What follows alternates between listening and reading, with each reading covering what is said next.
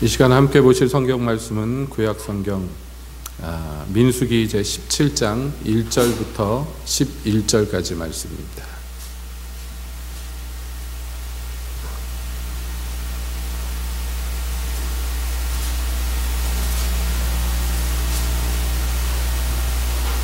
민수기 17장 1절부터 11절까지 이 시간 함께 보시겠습니다. 민수기 17장. 여호와께서 모세에게 일러 가라사대 너는 이스라엘 자손에게 고하여 그들 중에서 각 종족을 따라 지팡이 하나씩 취하되 곧 그들의 종족대로 그 모든 족장에게서 지팡이 12를 취하고 그 사람들의 이름을 각각 그 지팡이에 쓰되 레위의 지팡이에는 아론의 이름을 쓰라. 이는 그들의 종족의 각 두령이 지팡이 하나씩 있어야 할 것임이니라. 그 지팡이를 회막 안에서 내가 너희와 만나는 곳인 증거궤 앞에 두라. 내가 택한 자의 지팡이에는 싹이 나리니 이것으로 이스라엘 자손이 너희를 대하여 원망하는 말을 내 앞에서 그치게 하리라. 모세가 이스라엘 자손에게 고하매 그 족장들이 각기 종족대로 지팡이 하나씩 그에게 주었으니 그 지팡이 합이 12이라. 그 중에 아론의 지팡이가 있었더라. 모세가 그 지팡이들을 증거의 장막 안 여호와 앞에 두었더라. 이튿날 모세가 증거의 장막에 들어가 본즉 레위 집을 위하여 낸 아론의 지팡이에 움이 돋고 순이 나고 꽃이 피어서 살구 열매가 열렸더라. 모세가 그 지팡이 전부를 여호와 앞에서 이스라엘 모든 자손에게로 취하였음에 그들이 보고 각각 자기 지팡이를 취하였더라. 여호와께서 또 모세에게 이르시되 아론의 지팡이는 증거궤 앞으로 도로 가져다가 거기 간직하여 패역한 자에 대한 표징이 되게 하여 그들로 내게 대한 원망을 그치고 죽지 않게 할지니라. 모세가 곧 그같이 하되 여호와께서 자기에게 명하신 대로 하였더라. 아멘. 하나님, 이 시간 주님의 말씀 듣기를 원합니다. 주님, 저희 가운데 오셔서 말씀하여 주시옵소서. 예수님의 이름으로 기도하옵나이다. 아멘. 한 주간 평안하셨나요? 오늘은 12월 첫째 주입니다. 12월 첫째 주라고 그래서 교회 절기로 얘기하면 대강절 첫 번째 주일이다, 뭐 그렇게 얘기를 합니다. 즉 예수님의 초림, 처음 이 땅에 예수님이 오신 것을 기억하고 또 그때 예수님이 메시아가 이 땅에 오실 것을 고대하던 사람들, 그 사람들의 마음을 다시 한번 되짚어 보면서 또 다시 오실 예수님을 생각하게 하는 절기가 이 대강절입니다. 이 대강절을 맞아서 이제 첫 번째 시간에 오늘 우리는 민수기 17장의 한 사건을 함께 보았습니다. 이 구약시대 때 하나님의 임재의 상징, 하나님께서 이스라엘 중에 계시다 하는 징표로서 주신 것을 법궤라고도 하고 증거궤라도 하고 뭐 성궤라고도 하고 하는 그 상자가 있었어요. 그 상자와 또 시은자라고 불리우는 속죄소라고 불리우는 그 뚜껑이 있었고, 이것을 전체를 이제 증거궤, 법궤 뭐 이렇게 불렀는데, 이게 하나님의 이스라엘 백성과 함께 하신다는 임재의 상징물이었어요. 근데 나중에 이제 차근차근 진행이 됩니다만은 그 법궤 안에는 세 가지 물건이 들어갑니다. 첫 번째는 하나님께서 이제 시내산에서 이스라엘 백성과 언약을 맺으셨음을 그 상징하는, 그래서 돌판에다가 십계명을 새겨주신 것, 십계명의 돌판이 그 안에 있고요. 그 다음에 이스라엘 백성들이 광야 40년 동안에 하나님께서 보호하시고 그들을 생존시키셨다 하는, 하늘의 양식으로 먹이셨다 하는 이 만나가 들은 황금 항아리가 있어요. 이것을 기념으로 이제 그 안에 한 항아리가 들어 있습니다. 그리고 마지막에 세 번째 물건이 오늘 읽은 이 본문에 나오는 아론의 쌍난 지팡이라고 보통 불리우는 그 아론이 짚고 다니던 지팡이, 그것을 지금 세 가지를 넣어 놓은 것입니다. 이 세 가지가 이스라엘에게 보내주시는 하나님의 은총, 은혜, 이것들을 상징하는 상징물이에요. 이게 이제 법궤 안에 보관이 되어 있습니다. 지금 제가 짚어본 이 세 가지 물건 중에서 세 번째 아론의 쌍난 지팡이의 사건을 오늘 우리는 민수기에서 읽었습니다.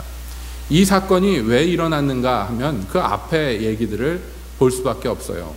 이스라엘 백성들과 하나님이 이제 시내산에서 언약을 맺고 그리고 차근차근 진행해 나가가지고 드디어 하나님이 약속하신 가나안 땅에 들어가기 직전 그 가데스 바네아라는 지역에 도달했습니다.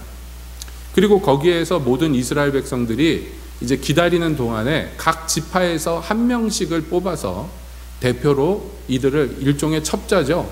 그들이 들어갈 가나안 땅을 두루 살피고 오라고 보냈어요.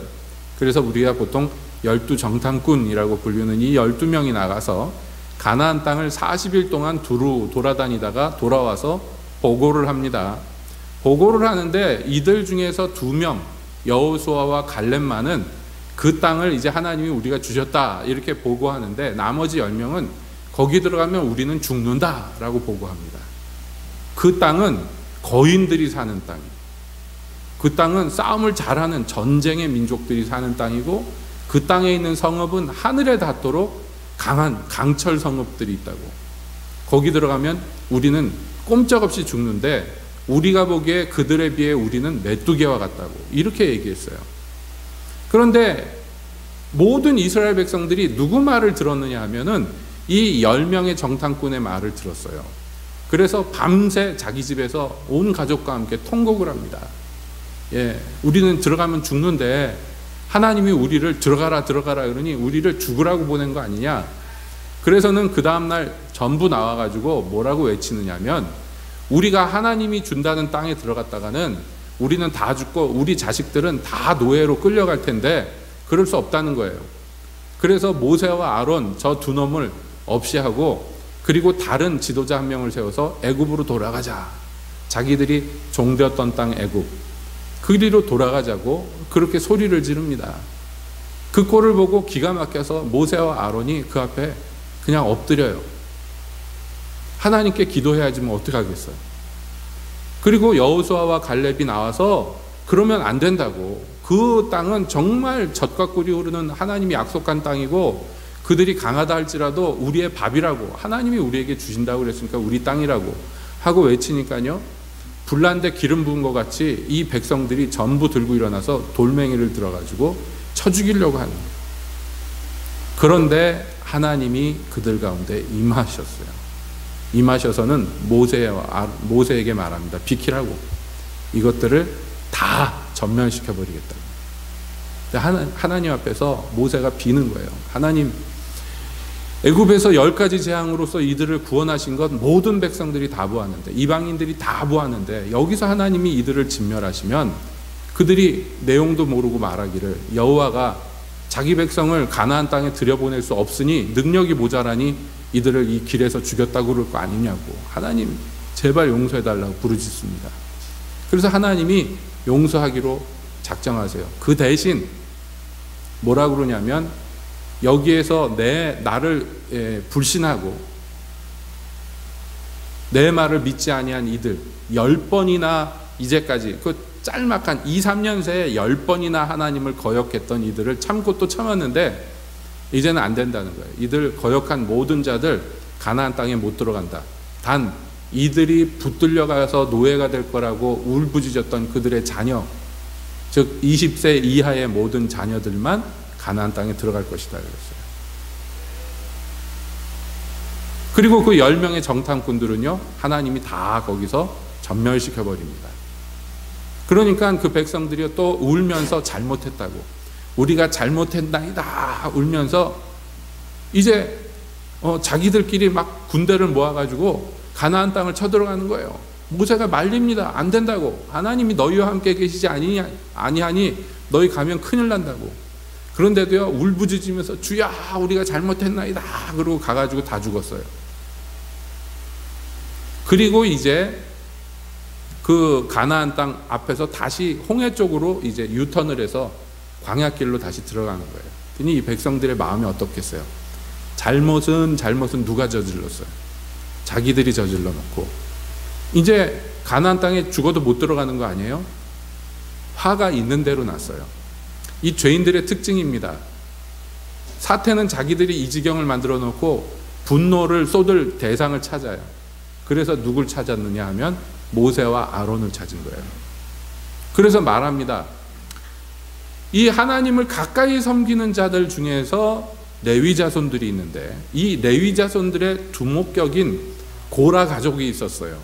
고라의 가족과 그 고라의 가족을 대표하는 고라라는 인물이 있었는데 이 사람을 위시로 해서 250명의 백성의 두목격인 사람들이, 지도자들이 함께 쿠데타를 일으킨 거예요. 말하자면 250인이니까 하루아침에 된 게 아니라 자기들끼리 얼마나 많이 모여가지고 회의를 하고 수근수근 대고 했겠습니까?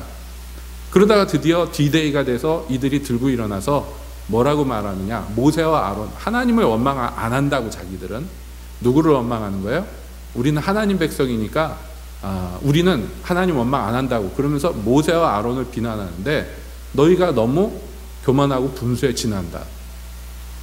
그러면서 말하기를 우리가 다 거룩한 여호와의 회중인데, 여호와의 모든 백성들인데 왜 너희가 특별한 존재처럼 우리를 이리 가라 저리 가라 하느냐. 아주 말은 굉장히 종교적이고 거룩하게 말합니다. 우리가 다 여호와의 거룩한 족속이고 다 주님 앞에 평등한 자들인데 이렇게 얘기를 해요. 그들이 모여서 모세와 아론을 거스려 그들에게 이르되 너희가 분수에 지나도다. 회중이 다 각각 거룩하고 여호와께서도 그들 중에 계시거늘 너희가 어찌하여 여호와의 총회 위에 스스로 높이느뇨. 이렇게 말해요. 참 말을 잘하죠. 16장 3절의 얘기입니다. 그래서 모세와 아론이 다시 하나님 앞에 엎드렸다가 그럼 모세가 말합니다.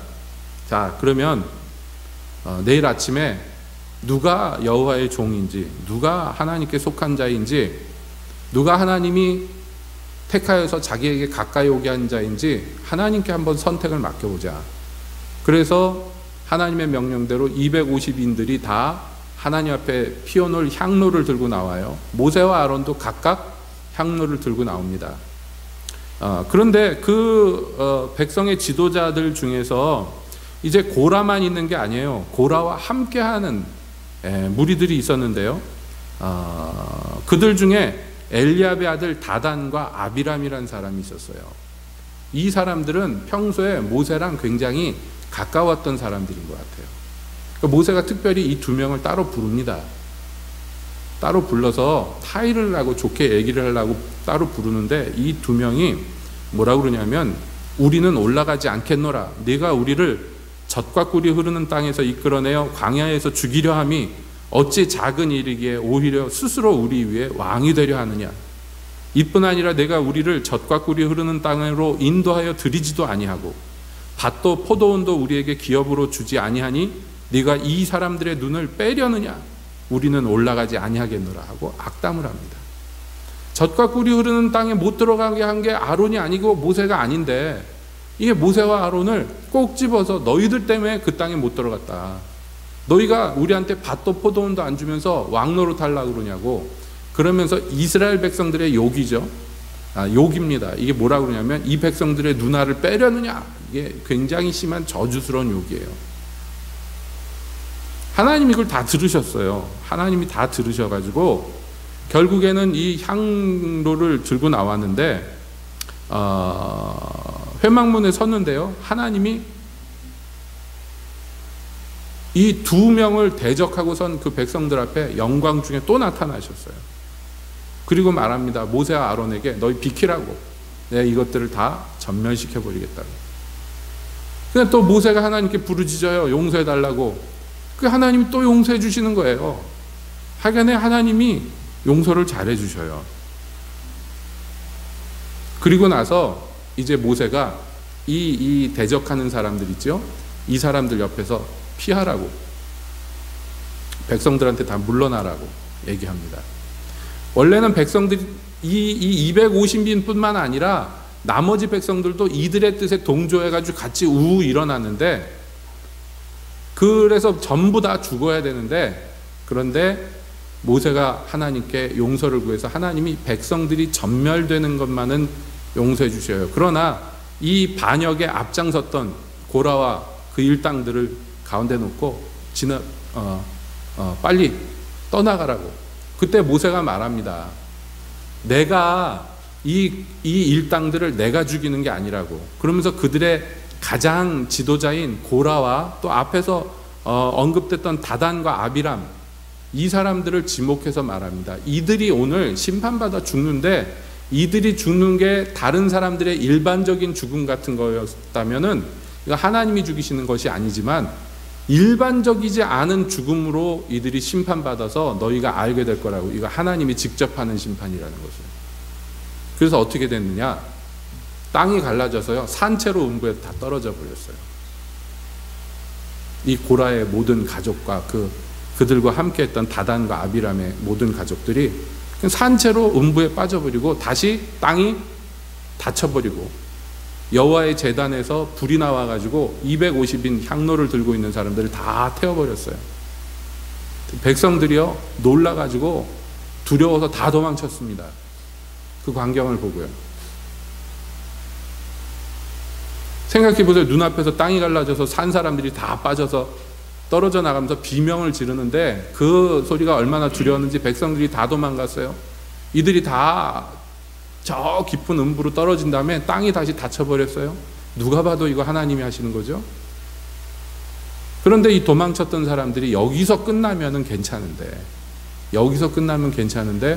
이들이 다시 조금 지나니까 무슨 소리가 나오냐면 모세가, 이건 제가 의역을 하는 거예요. 모세가 마법을 부려서 자기에게 대항하는 자들을 죽였다. 이런 말이 나오는 거예요. 그러면서 모세와 아론을 또 죽이려고 해요, 백성들이. 그래서 하나님이 또 임하셨어요. 야, 모세야, 비켜라. 이 회중에서 떠나라. 나 얘네들 안 되겠다. 진짜 얘네들 전멸시키고 너로 다시 새 민족을 시작을 해야 되겠다. 근데 또 모세가 그러면 안 되잖아요. 그래가지고 아론한테 빨리 향로에서 향을 취해가지고 백성들 중에 들어가라고. 그래서 아론이 향로를 들고 막 백성들 중에 섰는데 하나님이 이들을 전염병으로 죽이기 시작했어요, 이 백성들을. 그래서 막 사람들이 죽어나가는데, 막 급사를 해가지고 막 죽어나가는데 아론이 향로를 들고 있는 그 자리까지 싹 죽고 그 뒤에는 산 거예요. 하나님이 자기 제사장의 얼굴을 보고 재앙을 멈추셨어요. 그때 죽은 사람이요 14,700명이다 이렇게 돼 있어요. 그러니까 한두 명 죽은 게 아니에요. 이게 어마어마한 사건이 일어난 거예요. 자, 이게 단시간에 일어났던 사건입니다. 가데스 바네아부터 해가지고 지금 오늘 읽은 본문에 이르기까지 이 사태가 몇 번 전멸될 뻔했는지 몰라요. 몇 번 전멸될 뻔했는지.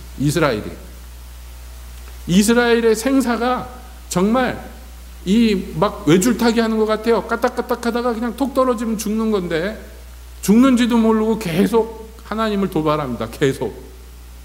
그러니까 하나님이 안 되는 거예요. 왜냐하면 계속 이 짝으로 나가다가는 정말 이러다간 다 죽게 생긴 거예요, 이스라엘 백성들이. 하나님이 화를 잘 내는 신경질적인 분이 아닙니다. 오해하면 안 됩니다. 이들이 죽을 줄도 모르고 불구덩이로 자꾸 자기를 자꾸 던지는 거예요. 그래서 모세가 발 잡아가지고 어떻게든지 끌어내면 좀 이따 또 불구덩이로 지발로 가서 뛰어드는 거예요. 그러니까 안 되겠잖아요. 그래서 이 백성들에게 이러면 안 되겠다 그래가지고 하나님이 모세를 시켜가지고 뭘 하느냐, 각 지파별로 지팡이를 하나씩 가져오라고 그래요. 각 지파의 대표의 지팡이. 여러분, 이게 지팡이라는 것이 정말 이런 광야길 가는 사람들, 또 목축업을 하는 사람들에게 있어서는 아주 필수 도구입니다. 이 지팡이가 걸어갈 때도 도움이 되고요, 뭐 고지대 올라갈 땐 더 도움이 되고, 아마 등산이나 하이킹 해보신 분들은 알 거예요. 이 손에 뭐 하나 있는 게, 스틱 하나 있는 게 얼마나 도움이 되는지. 뿐만 아니라 이게 양들을 옳은 길로 툭툭툭툭 쳐서 인도하는 데도 도움이 되고요, 그뿐만 아니라 이 짐승들이 올 때 이거 갖고 싸우는 도구란 말이에요. 우리나라로 빗대면 비슷한 도구가 있어요. 뭐가 있겠습니까? 우리나라 사람에게 이 비유컨대 지게작대기. 옛날에 농사해 보신 분들은 알 거예요. 이 지게작대기가 얼마나 다양하게 쓰입니까? 아닌 말로 지게를 세워놓는데 지게작대기가 없으면 안 쓰죠. 그래서 우리나라 이 지게작대기는 끝에가 꼭 Y자로 돼 있잖아요. 지게작대기가. 그런데 여러분 지게작대기 써보셨어요? 옛날에? 예, 써보신 분들이 있을 거예요. 농사 져보신 분들. 근데 이거 아무나 할 수 있는 게 아니에요. 튼튼하고 잘 안 부러지고 탄력 있고 그리고 잘 마르고 손때 묻은 나무예요. 이 지게작대기라는 게. 손때가 묻어서 반질반질합니다. 오래 쓰는 나무예요. 아무나 막 쓰면 안 돼요. 그래서 하나님께서 이스라엘에게 애굽을 의지하지 마라 그러면서 애굽은 뭐라 그랬어요? 갈대지팡이다 이렇게 얘기했어요. 갈대라는 게 뭐냐면 애굽의 이 바닷가에 자라는 그 얄팍한 대나무 같은 거라. 이게 보기에는 그럴듯하지만 이거에다가 의지하고선 손을 짚었다간 어떻게 돼요? 예, 뚝 부러지면서 이게 죽창이 돼가지고 손을 찔러버리는 거예요. 그러니까 애굽을 의지하지 말라라고 얘기하실 때 애굽을 갈대지팡이다 이렇게 얘기하시는 거예요. 그러니까 지팡이란 나무는 그 자기의 몸을 충분히 의지할 만큼 단단하고 탄력이 있고 그리고 손때가 오래 묻은 마른 나무예요. 예, 용도가 많습니다. 이걸로 아궁이에 불 꺼질 때 쿡쿡 쑤셔가지고선 불씨를 다시 살릴 수 있고 이런 나무예요. 아마 이 지게작대기를 폐용하고 다니셨던 분들은 알 거예요. 그렇죠? 김영미 집사님도 옛날에 잘 들고 다녔을 것 같아요. 그렇죠? 예? 네. 이걸로 또 뭐 해요? 패죠. 패요 진짜로. 아직도 기억이 나는데 제가 어렸을 때 저희 할머니 할아버지가 저를 데려다 기르셨어요. 저 경기도 과천에서 기르셨는데 저희 옆집에 저보다 2살 어린 저랑 짝짝꿍이 돼서 온갖 말썽을 다 부리고 돌아놨던 원근이라고 있어요. 이름이 아직도 기억이 나요. 둘이서 맨날 뭐 시골에서 뭐 할 거예요? 둘이서 붙어 다니면서 남의 밭 설이나 하고 이러고 돌아다니다가 한 번은 원근이가 큰형한테 붙잡혔어. 뭐 사고를 치고. 근데 말을 안 듣고 바닥바닥 대드니까 큰형이 손에 들고 있던 지게작대기로 머리통을 내리쳤는데 예? 작대기가 똑 부러져 버렸어요. 그런데 아파서 죽는다고 얘는 원근이 우는데 제가 옆에서 보다가 웃음이 나와가지고 코미디 같아요. 왜냐하면 이게 저게 어떻게 부러지지 싶은데 아주 똑 부러져가지고 머리가 얼마나 단단한 건지 이 녀석이. 얘는 아빠 죽는다고 우는데 형도 때려놓고 이게 부러지니까 야단치려고 때렸는데 딱 부러져 버리니까 어리둥절해가지고 부러진 걸 들고 서 있는데 옆에서 보는데 이게 한편의 코미디라 얼마나 웃기는지 웃을 수도 없잖아요. 근데 얘는 울부짖는데. 그래서 그 기억이 아주 강렬하게 남아있어요. 왜냐하면 지게작대기가 부러진다는 걸 별로 생각을 못 해봤거든. 그 안에 뭔가 문제가 있었겠죠. 그 전에 아무렴. 그러니까 이게 굉장히 단단하고 튼튼한 거고 심지어는 정말 산에서 나무에 갖고 가다가 조그만 들짐승들 나오면 멧돼지라도 나오면 몸을 보호할 게 이거밖에 없는 거예요.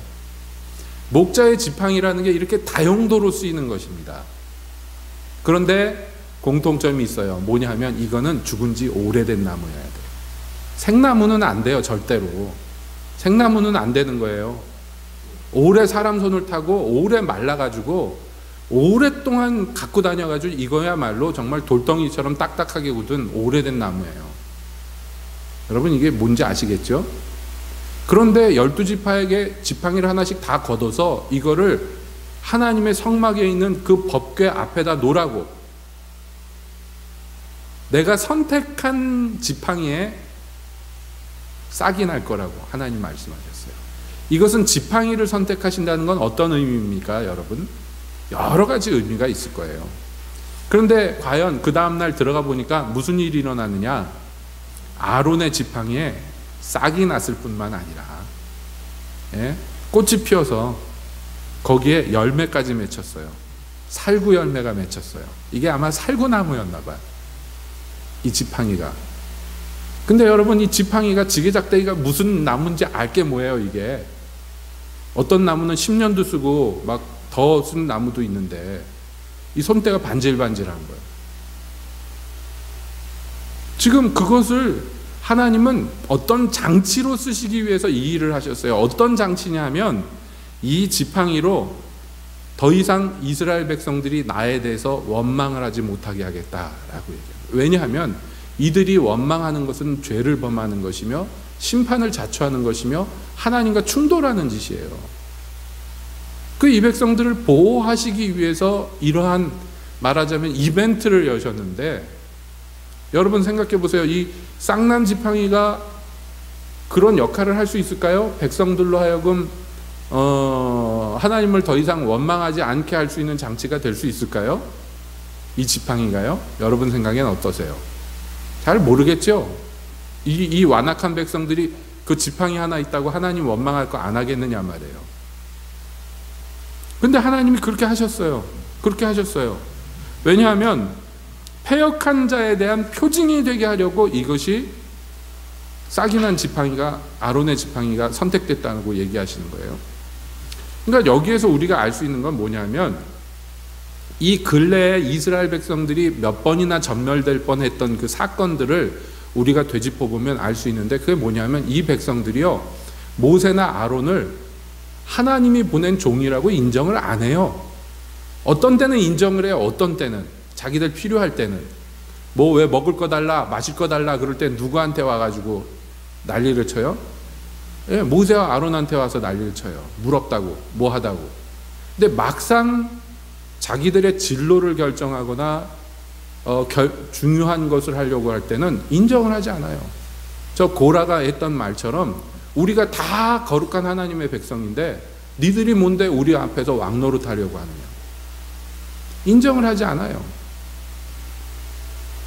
심지어는 그래서 하나님이 향로를 하나씩 들고 나오게 해서 누구 향을 받으시는가, 그것으로서 누가 하나님 앞에 향을 피울 수 있는 자격이 있는가를 보여주셨음에도 불구하고 대부분의 백성들이요, 이미 이 전멸된 이 사람들을 보면서도 두려워하지 않고 모세와 아론을 죽이려고 합니다.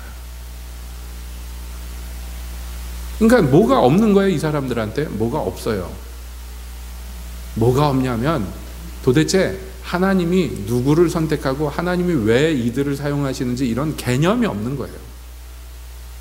그럴 수밖에 없는 게, 이 사람들은 오랫동안 수백 년 동안 남의 나라에서 노예 생활하던 사람들이에요.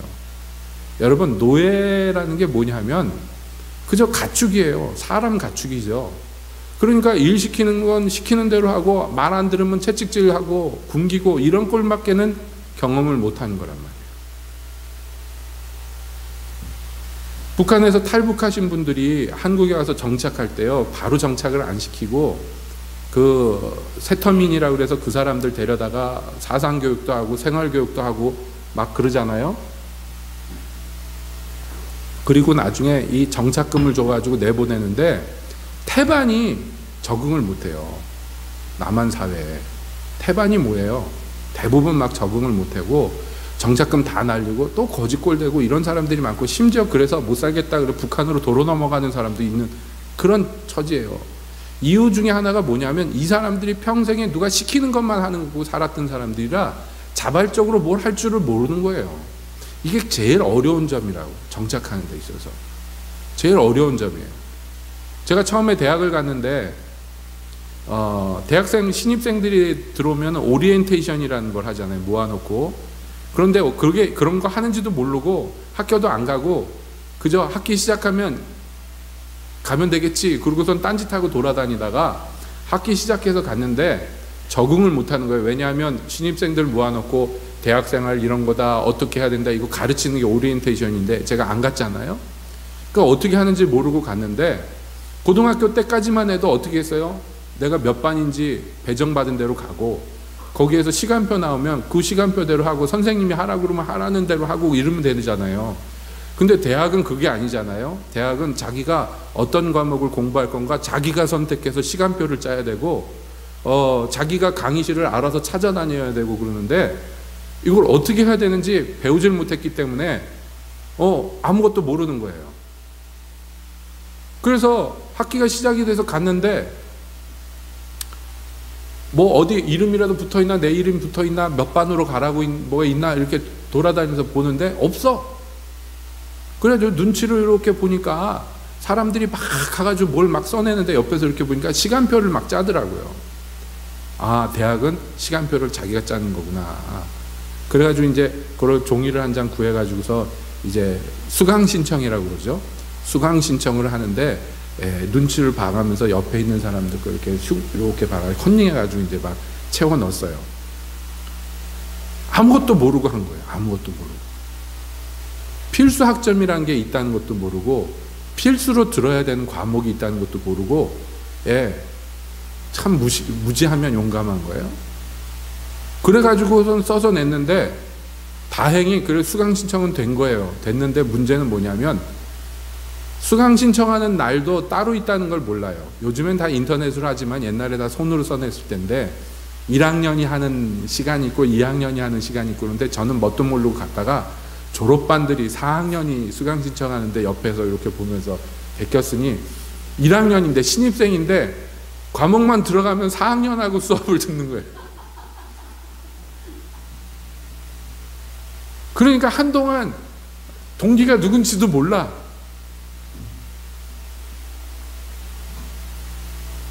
그리고 무슨 학교 행사가 있으면 누가 반장이 와서 야, 뭐 한다 이런 것도 없잖아요. 그냥 알아서 무슨 게시판 보고 알아서 자기가 해가지고 해야 되는데 누가 가르쳐줘야 말이지.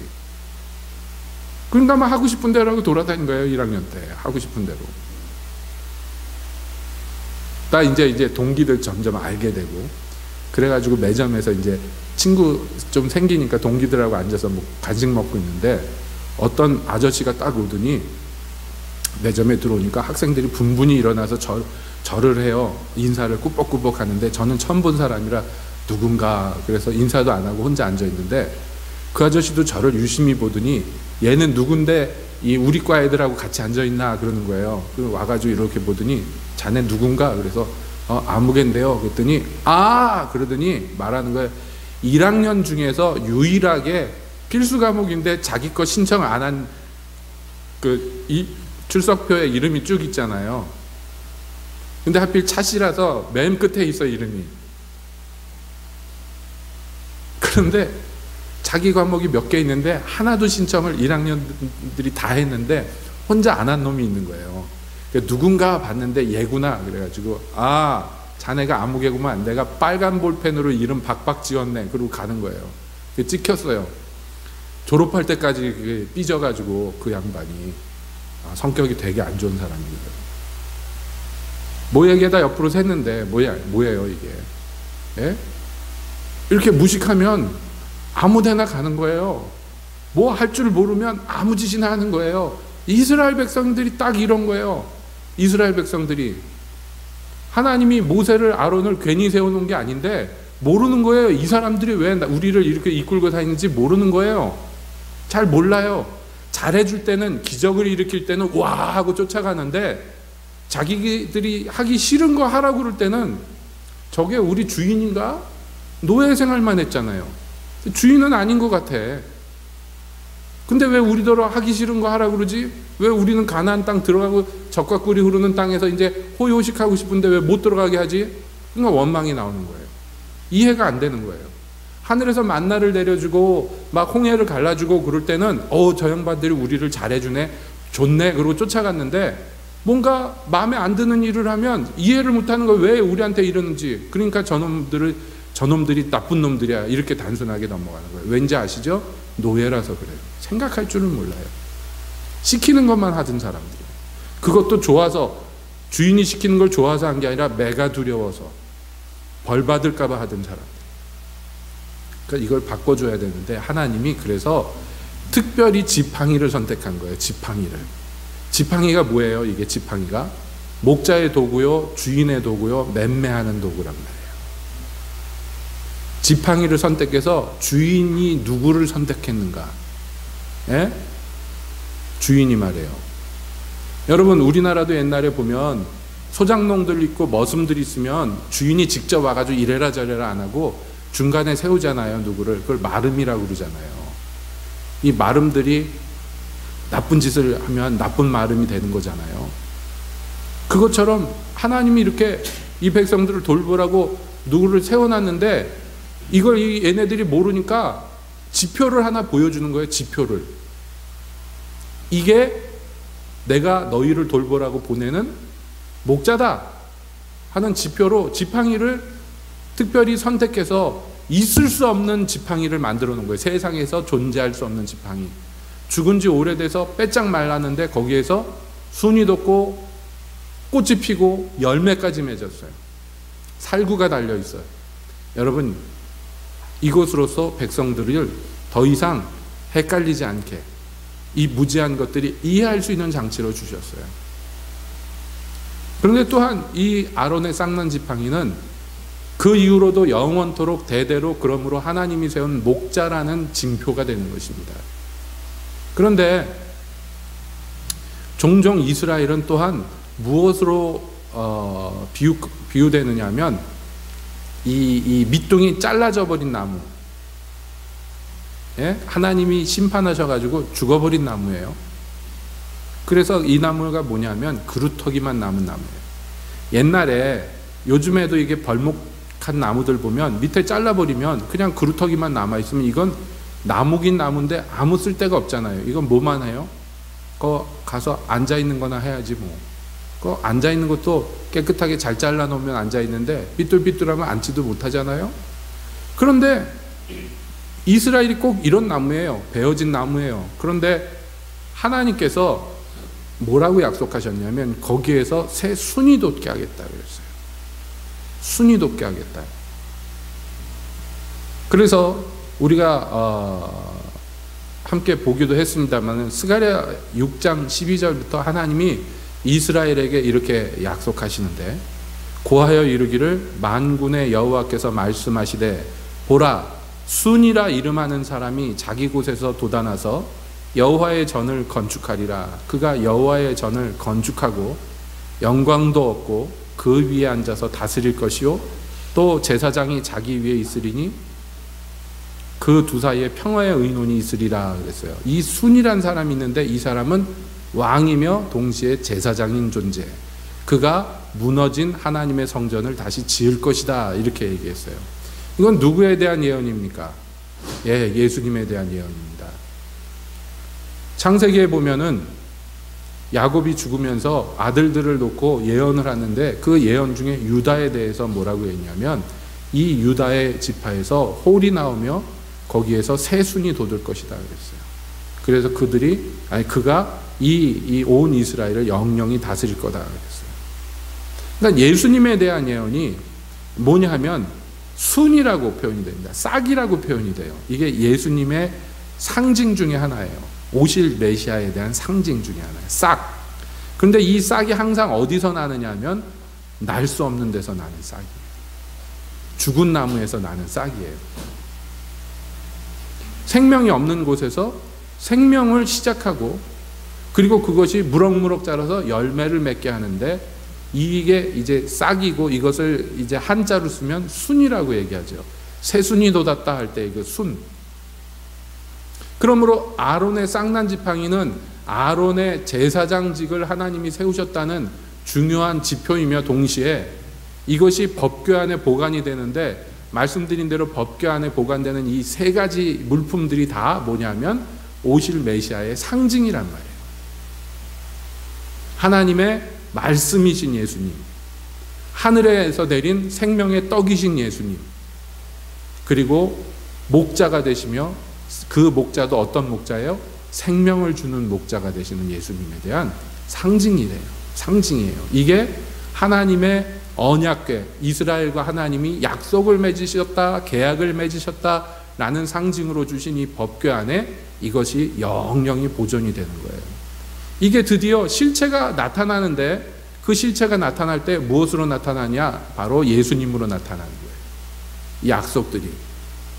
그래서 예수님은 마치 아론의 쌍난 지팡이와 같아서 이 예수님을 볼 때 무슨 일이 일어나느냐 하면 우리 주인이 누군지 알게 되고 그 백성들이 누가 나를 인도하는 자임을 알게 되고 그리고 그에게 순종해서 따르는 양무리가 되게 하는 이 지팡이와 목자의 지팡이와 같다는 거예요. 그러므로 이렇게 많은 상징과 예언을 통해서 약속되었던 예수님이 오셔서 드디어 우리의 목자가 되시고 왕이 되시고 우리를 인도하시는 분이 되셨어요. 여러분, 그러면 우리는 어떻게 됩니까? 이 아론의 쌍난 지팡이를 보고 하나님의 뜻을 이해하고 쫓아야 되는 이스라엘처럼 우리는 예수님을 보고 그의 십자가를 바라보고 똑같이 거역하지 않고 원망하지 않고 기쁘게 우리의 진정한 목자를 쫓는 양이 되는 것이에요. 그것이 이제 우리의 할 바인 것입니다. 하나님은 우리를 심판하기를 원하지 않고 우리가 죄 중에 죽는 것을 기뻐하지 않기에 자기 아들을 보내셔서 이렇게 십자가가 되게 하셨어요. 우리를 살려주시는 지팡이가 되게 하셨어요. 하나님이 모세를 부르시면서 처음부터 지팡이를 사용하게 했어요. 하나님, 내가 누구간데 이 백성들에게 가서 이 큰일을 하겠습니까? 너 지팡이를 던져라. 뭐가 됐어요? 뱀이 됐죠? 지팡이를 잡으라 했더니 다시 지팡이가 됐어요. 이거 뭐예요? 생사화복을 누가 주관하는 거예요? 하나님이. 내 손을 품에 넣어봐라. 꺼냈더니 문둥병에 걸렸다가 다시 넣었다가 빼니까 싹 나왔어요. 이게 하나님이 보여주시는 맛보기, 하나님이 보여주시는 상징이고, 드디어 이 마른 작대기 이것을 들고 애굽으로 가서 10가지 재앙을 성경에서 묘사하는데 출애굽기에서 다 뭐라 그러냐면 이 지팡이로 뭐라 그래요. 지팡이로 재앙이 시작이에요. 처음에 이 지팡이로 애굽의 하수를 쳐요. 강물을 치니까 피가 돼요. 이 지팡이로 뭘 치면 그게 다 재앙이 돼요. 나중에 홍해가 갈라질 때도 이 지팡이를 하나님이 가르쳐 주신 대로 이 지팡이를 들어서 홍해를 가르치니까 홍해가 바다가 갈라지는 거예요. 이 지팡이에게 무슨 마법적인 능력이 있어서 그런 게 아니에요. 이 지팡이가 하나님의 종 모세의 손에 들렸기 때문이에요. 모세가 그러면 무슨 큰 능력이 있어서 이것을 행하는 게 아니에요. 모세가 하나님의 손에 들린 지팡이와 같기 때문이에요. 하나님의 손이 하시는 거죠. 이 지팡이가 의미하는 것이 이것입니다. 거룩한 도구. 하나님의 일을 완성하는 도구. 예수님은 자기가 거룩한 지팡이가 되길 원하셨고 하나님의 손에 든 이 거룩한 도구가 되기를 원하셨어요. 스스로 하나님이심에도 불구하고 마른 작대기와 같이 그렇게 주님께 쓰임받고 그렇게 죽으셨어요. 주님께서 이 죽은 막대기와 같은 음부에 떨어지고 무덤에 묻힌 예수님을 다시 살리셔서 살구 열매가 되게 하셨어요. 살구 열매의 의미는 약속한 것을 이룬다 하는 의미입니다. 여러분, 주님이 보여주신 이 모든 것들을 통해서 오시리라 했던 예수님이 오셔서 그 모든 일들을 이루셨어요. 우리는 이 성탄을 앞에 두고 대강절을 맞아서 예수님에 대한 약속을 다시 한번 상기하면서 동시에 또 약속하셨어요. 우리에게 다시 올 거라고. 가신 그대로 다시 올 거라고. 우리는 그것을 믿고 기다립니다. 처음 예수님을 믿고 기다렸던 사람들처럼 이제 다시 오시는 예수님을 믿고 기다리시는 그렇게 순종하는 양무리들이 되시기를 예수님의 이름으로 축복드립니다. 기도하겠습니다.